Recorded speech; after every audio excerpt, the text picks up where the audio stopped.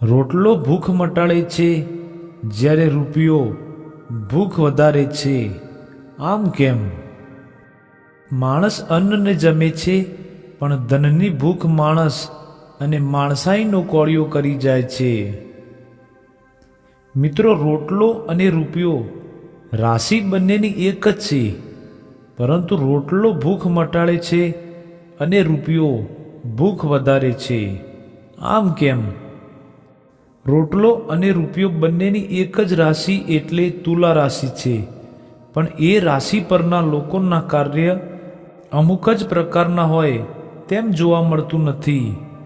કુંભ રાશિનો શિવાજી સાયકલમાં હવા ભરવાનું કામ કરે છે અને સિકંદર ચાની કીટલી પર કામ કરે છે.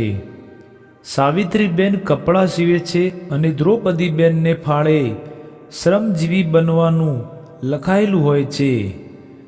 માણસ પેટને ખાતર સઘળી વેઠ કરે છે, કારણ કે ભૂખને સંતુષ્ટ કરવામાં ન આવે તો માણસ અશક્તિનો અનુભવ કરે છે. એટલે જ આપણા દેશમાં અન્નને દેવતા માનવામાં આવ્યા છે અને અન્નપૂર્ણાને દેવી. ભૂખ્યા માણસને ભજનમાં પણ રસ નથી હોતો. માણસના ભૂખને સંતોષવાના રસ્તા પણ જુદા જુદા હોય છે.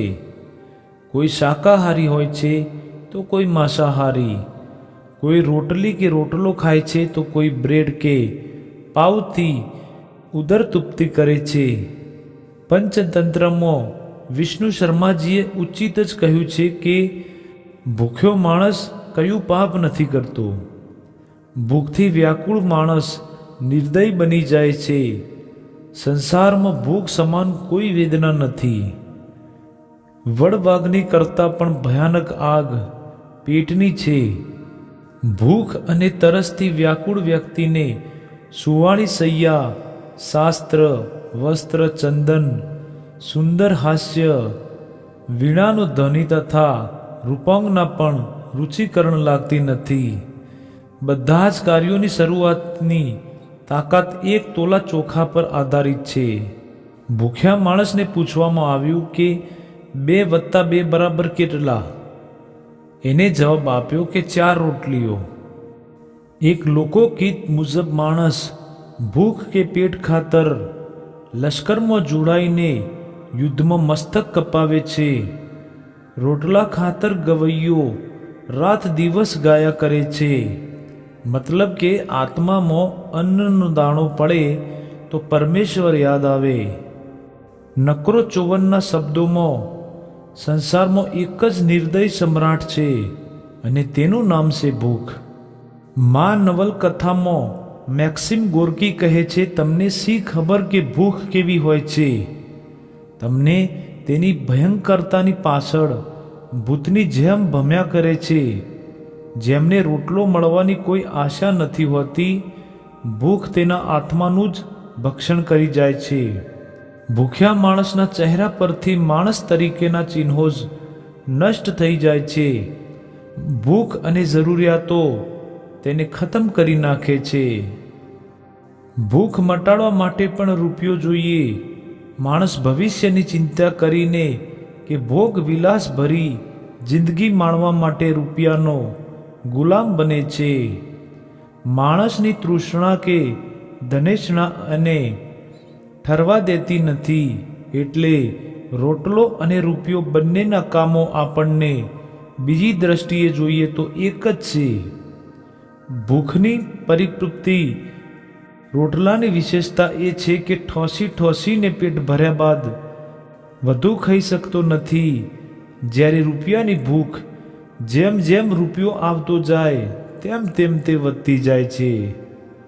મિત્રો, માણસ પેટ ઠારવા રોટલો જમે છે, ત્યારે ધનિકો તિજોરી કે લોકર ઠારવા રૂપિયો સંચિત કરે છે. એટલે રૂપિયો રાશિમાંથી રાશિ બની જતા શીખવે છે. ધન કે રૂપિયાને જીવનનું ધ્યેય બનાવનારને કદી શાંતિનો અનુભવ થતો નથી. એક ધન કમાવામાં અને બીજો કમાયેલા ધનને સંઘરવામાં ચિંતિત રહે છે. શ્રીમદ ભાગવતના મતાનુસાર જેટલા ધનની માણસનું પેટ ભરાય તેટલું જ ધન શરીરધારીઓનું પોતાનું છે. માણસ સ્વભાવે અસંતોષી છે, ઈર્ષાઓનો દાસ છે, એટલે ધનની ભૂખ એને બેબાકડો બનાવી દે છે. માણસનો અહંકાર અને સમાજમાં મોટા દેખાવાની ભાવના પણ અમીર બનવાનું એક પ્રેરક બળ બને છે.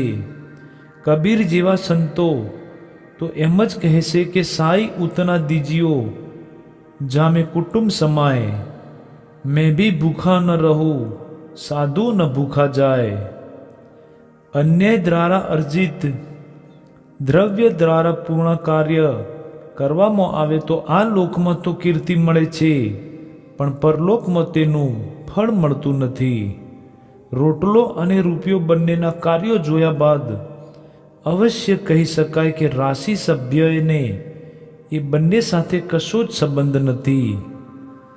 ધર્મતતા એક પ્રકારનો મોહ છે જે માણસને વિવેક ભ્રષ્ટ બનાવે છે, જ્યારે રોટલો કે અન્ન માણસને જીવન શક્તિ પ્રદાન કરે છે.